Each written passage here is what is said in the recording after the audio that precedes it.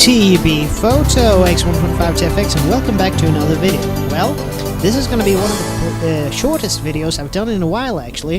This time, if you know my previous video from last week, it was a small gear haul, where I presented to you that I managed to acquire a Manfrotto tripod. So that's actually what I'm testing out right now, actually.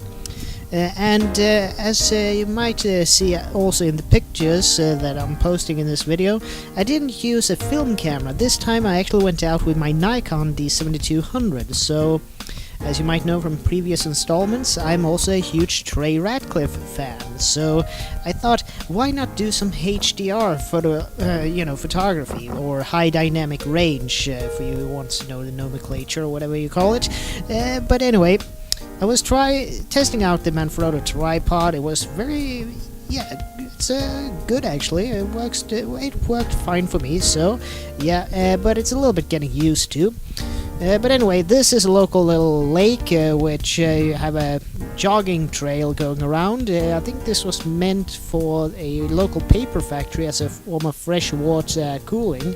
But anyway, I thought that I'd just try the things out, and yeah, now we are in a part of the trail where you have it's paved, it's for cyclists, and it's heated from underneath by remote heating. So in the winter when it's snowing, you don't get much snow on it. It usually is bare in the winter. So anyway, I think I'm gonna do as usual, that I'm gonna come back a few times throughout the video with some information on what, when, and how, and so on, some information. But what I can tell you right off the bat is that when I do HDR like this, I think during this walk I found some good subjects in the form of rosehip bushes that you can see for yourself. But anyway, I usually use bracketing mode on the D7200, which is fairly easy to do because you have a dedicated bracketing button, and with that I set it on 5 exposures with about one light stop difference between each and every exposure. So, and I don't have a dedicated HDR software as of yet, so I just use Lightroom 6 that has a HDR feature in it. But if I'm frank with you, I would love to try Trey Ratcliffe's HDR software Aurora in the future, but that's a future project. But anyway, let's enjoy, and I'll be back with some information in the future, so take care from now.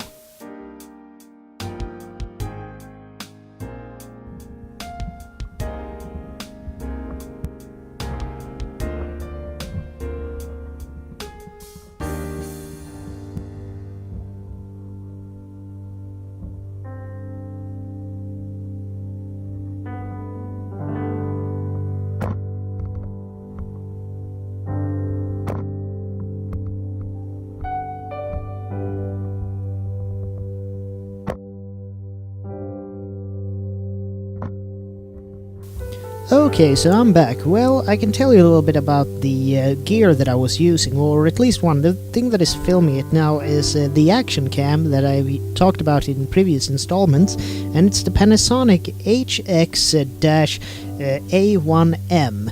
And it's a great little, instead of a great substitute for a GoPro, which is basically the industry standard when it comes to action cams. But that little Panasonic, it's a great little thing. So I have a little contraption that I use it in the hot shoe of the Nikon D7200, or any other camera that has a hot shoe. I can just mount this little action cam to it, which I usually used in my photo walks. But anyway, so I have the Manfrotto tripod. It is housing the D7200, and the D7200 has the Panasonic mounted on it. But anyway, I went out and I think I just brought prime lenses for this photo walk, which is a little bit interesting because most of them are a little bit more on the vintage side. Mostly I think I used the 28mm Nikkor f3.5, and I had some other lenses as well with me. I actually brought two I call it Meyer Optic Görlitz lenses that I tested out, because I know that Meyer Optics Görlitz, they are known as being bokeh monsters. So I had the 135mm f2.8, and I think it's the 200mm f4, if I'm not mistaken. Both are great lenses in their own rights, but you can also keep in mind that the crop factor of the Nikon D7200 is at 1.5, so you have to take all of the focusing lengths and basically multiply them with 1.5 in order to get the actual focal length. But anyway, that's a little bit of a rant from me for now, and yeah, you'll hear from me shortly, so take care from now on.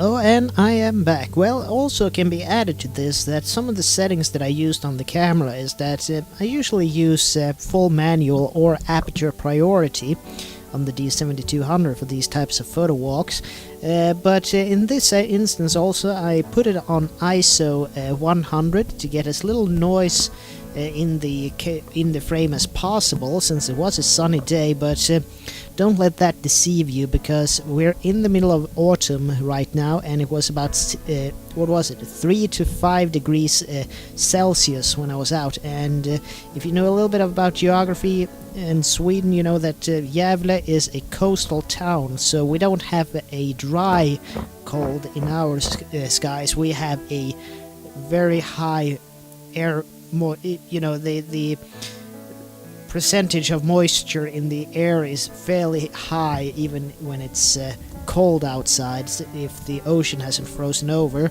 the Baltic that is, so it can be extremely cold. So this day was basically, I was freezing, even though it might not sound that much, but with it being 5 degrees plus Celsius, well, with the wind chill and the high moisture in the air, the high humidity, it feels like minus 10 degrees Celsius. Yeah, here you can see actually a little bit of a walk around of my setup, and I think the lens on the camera at this point is actually the Meyer Optics Görlitz 135mm f2.8.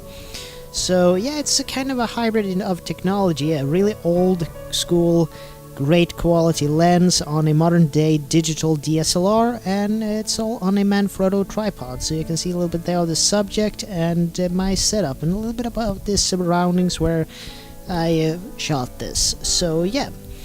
Well, I think we're actually coming up soon to the end of this little photo walk, and I thought that I was at some different places where I also took some photographs during this photo walk. So I think I'm gonna end the video fairly soon, a couple of minutes, and I'll just go over some slideshow of the lost images that I don't have any accompanying video for.